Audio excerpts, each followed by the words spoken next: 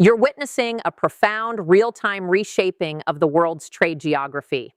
For generations, the unspoken but ironclad rules governing North American commerce were straightforward.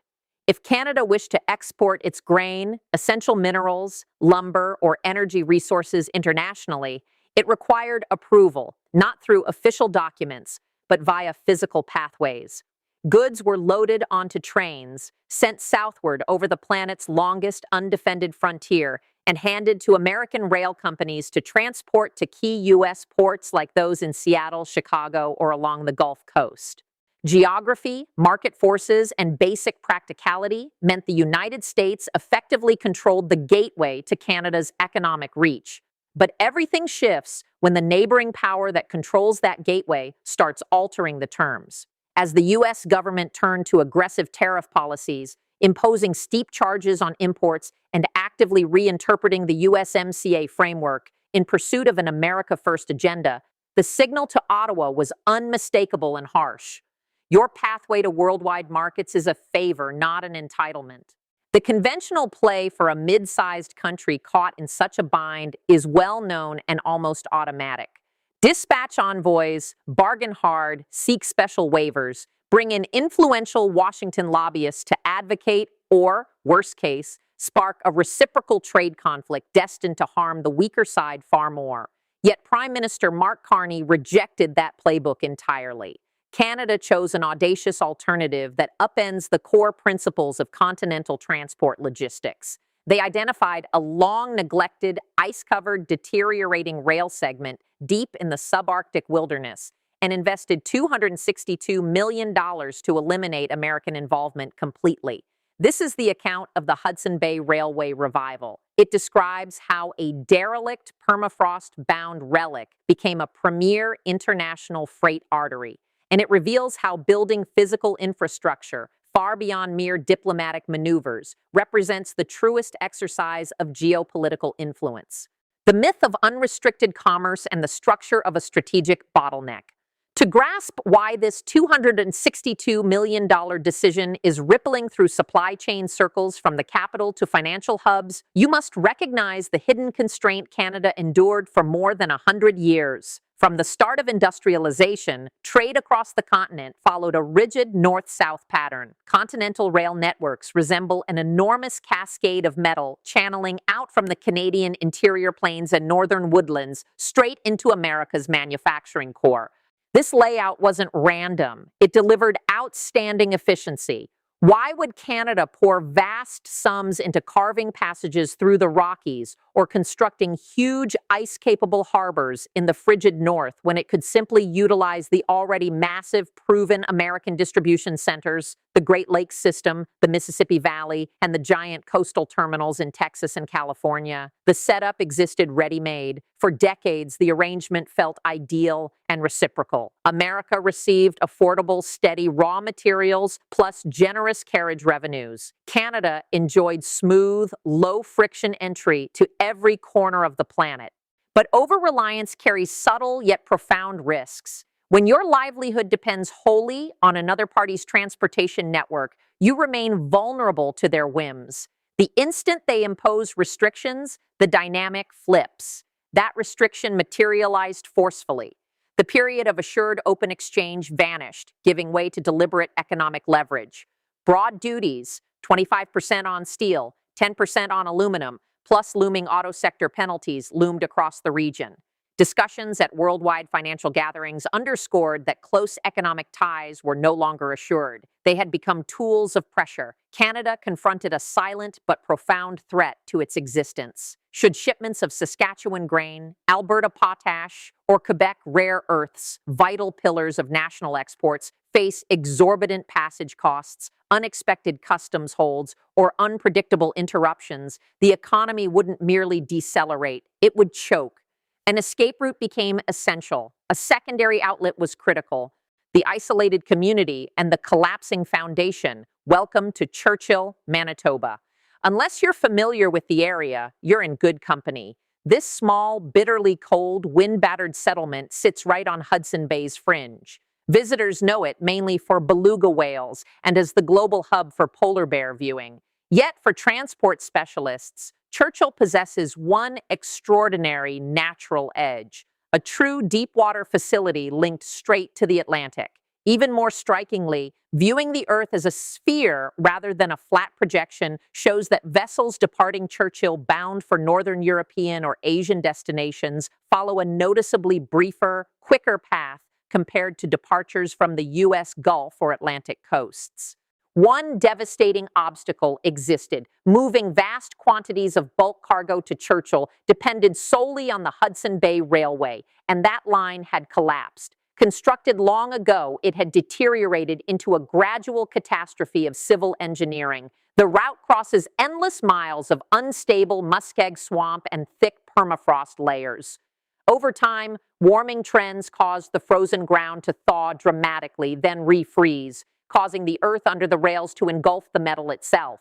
The line twisted into alarming, wave-like contours. Supply trains were forced to inch forward at pedestrian paces to prevent disastrous wrecks.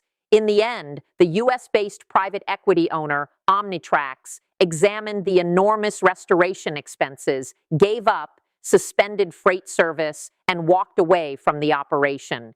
For an extended period, Churchill lost all land connection to the outside. Grocery costs soared. The harbor rusted unused amid Arctic gusts. The alternate global exit had rusted closed. The engineers of ice and the unthinkable solution. Yet urgency sparks ingenuity. Once the possibility of a sealed U.S. frontier moved from speculative fear to imminent danger, Ottawa viewed the Hudson Bay Railway not as ruined scrap, but as a pathway to independence. The federal authorities arranged a major repurchase. Then the difficult phase commenced. A $262 million funding surge was directed toward accomplishing what numerous structural experts deemed economically and technically unfeasible: constructing a rapid, robust, large-volume freight route across thawing, frozen terrain. This went far beyond laying new ballast or swapping outdated cross ties. It demanded cutting-edge permafrost technology. Crews placed sophisticated heat-tracking devices underground to monitor seasonal shifts. They applied extra-large rock foundations engineered to spread enormous loads over yielding soil. They incorporated geogrids and strengthened steel components to anchor the rails securely. They didn't merely restore operability. They elevated the corridor to Class 1 level, the elite benchmark in freight railroading, capable of supporting ultra-long, ultra-heavy trains, hauling the planet's most critical and costly cargoes. Virtually in a flash, North America's transport map was redrawn. Securing lithium and bread, the supply chain fortress. To appreciate the true weight of this development, consider the commodities now traveling those rails. This isn't ordinary retail merchandise. These are the essential building materials of contemporary civilization.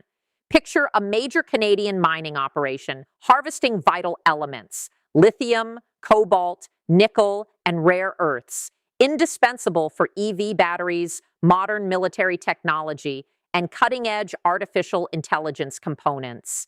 Previously, those irreplaceable resources had one route: loaded southward toward Chicago, subjected to U.S. border officials, exposed to perpetual tariff risks, and charged premium rates by American transport providers to reach harbors in Baltimore or Texas. Now the same cargo heads northward on purely domestic tracks, arrives straight at Churchill's docks, gets transferred onto large Panamax vessels in Canadian jurisdiction, and proceeds directly to battery facilities in Germany, Britain, or Japan. It avoids U.S. territory altogether, no American customs station, no tariff activation, and the impact extends beyond advanced materials. It safeguards food stability too. Canada stands as a farming giant. Amid intensifying weather volatility and worldwide political uncertainty, its wheat, barley, and potash, the key ingredient for global crop production, carry unprecedented value. Channeling those exports via Churchill creates a reliable, tamper-proof conduit to nourish international markets, completely shielded from political maneuvers in the American capital. This marks the emergence of true supply chain autonomy, the sovereign coalition strengthening the northern region. Yet the most transformative element of this approach may lie not in the technical feats or financial aspects, but in ownership of the infrastructure. Throughout North American history, large-scale projects routinely inflicted heavy costs on native groups, territories seized, populations sidelined, and enormous gains funneled to distant corporate centers in Toronto, New York, or Chicago. The Hudson Bay Railway project reverses that legacy. The $262 million didn't simply go to an anonymous global firm prone to mismanagement. Today, the railway and harbor belong to and are run by the Arctic Gateway Group, a groundbreaking alliance formed by 41 Manitoba First Nations and nearby northern settlements. When valuable shipments of strategic minerals or vast grain convoys pass through Churchill, the associated revenues and benefits don't disappear into distant investment funds. They return directly to the people and places that steward the territory. This represents an exemplary fusion of national defense priorities with internal economic healing. Ottawa effectively harnessed community-led Indigenous advancement to reinforce broader strategic autonomy. The approach has become a blueprint drawing intense global interest. The Arctic Cold War and the Northwest Passage. Still, Churchill's narrative extends well beyond Hudson Bay's shoreline. Sidestepping U.S. dependency was merely the opening stage. The next phase targets mastery over tomorrow's primary shipping lanes. For ages, mariners dreamed of the Northwest Passage, a perilous, legendary sea channel weaving through Canada's Arctic islands, linking the Atlantic straight to the Pacific. Through most of recorded time, it remained a lethal ice prison that wrecked vessels and doomed expeditions. But planetary warming is melting multi-year polar ice at unprecedented rates, converting that deadly barrier into an emerging, viable ocean thoroughfare. Abruptly, Churchill transforms from a smart workaround into the primary entry for one of the most fiercely contested future trade arteries anywhere. Cargo departing Churchill for Asian destinations doesn't merely evade U.S. duties. It entirely skips the crowded, geopolitically fraught Panama Canal. The northern path cuts transit duration to crucial destinations by as much as 40%, yielding huge savings on fuel and operational expenses for each trip. The strategic implications are enormous. Russia is aggressively fortifying its parallel northern passage. China, despite its distance, has proclaimed near-Arctic status and seeks influence over polar shipping channels. By developing a fully operational, high-volume, heavy-duty, rail-fed, deep-water terminal at Churchill, Canada stakes a decisive claim on the frozen frontier. It hasn't merely constructed an alternative route, it has effectively positioned itself to control access fees for the century's most promising new maritime pathway. The Washington Alarm, an overturning of authority. Below the border, awareness is dawning, and unease is spreading rapidly. In the executive suites of major U.S. Class I railroads, giants like Union Pacific and BNSF, warning signals blare at full intensity. Their decades-long financial forecasts and profitability relied on perpetual southward flow of Canadian commodities to supply American industry and harbors. They treated the continental layout as permanent. Now they're observing premium, high-profit cargo reverse direction entirely. Millions of tons of potash, strategic minerals, and cereals have disappeared from their schedules. For the U.S. transport sector, this constitutes a severe, unstoppable outflow. Redirecting billions in annual trade away from your system doesn't merely dent immediate profits. It erodes your fundamental worldwide relevance. Advocates in the capital are rushing to respond. Harbor operators in Texas and along the Atlantic coast urge legislators to craft countermeasures aimed at compelling Canada back into negotiation. But what practical options remain? Tariffs can target goods physically entering your territory, yet no duty applies to vessels departing a Canadian harbor through Canadian seas bound for Germany or Japan. The central U.S. economic instrument, blocking market entry, has lost its power. To recapture Canadian traffic, American rail firms and officials must now make concessions. They must reduce carriage charges, promise swifter and smoother customs handling, and press their own administration to ease confrontational trade stances. The balance of influence hasn't merely moved, it has flipped completely. The decisive maneuver. This $262 million initiative did far more than address a local transport issue. It redefined negotiating strength well before any upcoming USMCA reassessment. By demonstrating that Canada possesses both the capability and resolve to construct physical detours around U.S. coercion, Prime Minister Carney permanently transformed the discussion framework. No longer can the United States impose conditions rooted in the presumption of Canada's geographic entrapment. When the turbulence of this fragmented trade era finally calms, future chroniclers won't cite a particular G7 gathering, a formal accord, or a passionate address as the pivotal instant Canada achieved genuine economic self-determination. They'll highlight a remote, icy length of track in the far north.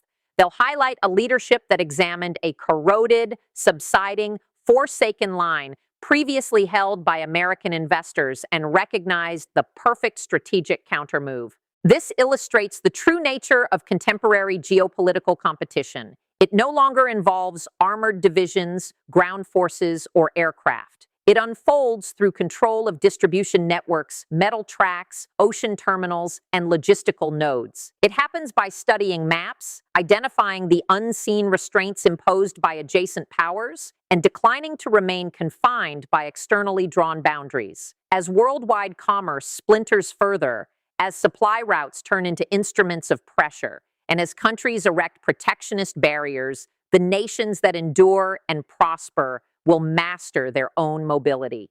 For $262 million, Canada purchased enduring autonomy. The global community observes attentively, absorbing the century's crucial insight. The strongest answer to coercion is not retaliation, it's redirection.